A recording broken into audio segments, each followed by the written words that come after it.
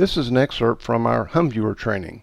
I want to export the waypoints for Humminbird PC. I'm going to click on File and Export. Now I'm going to come down and I'm going to change the file type to a GPX file. Key in the file name.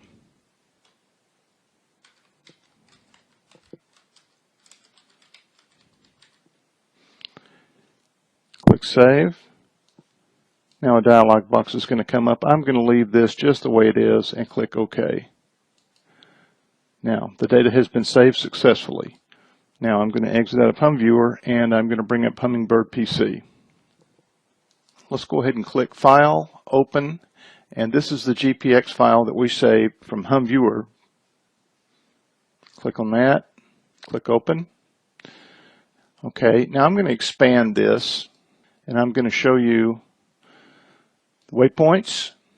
So what I'm going to do though is I'm going to click on Google Earth. Now in Google Earth you can see that it brought across the icons that we keyed in.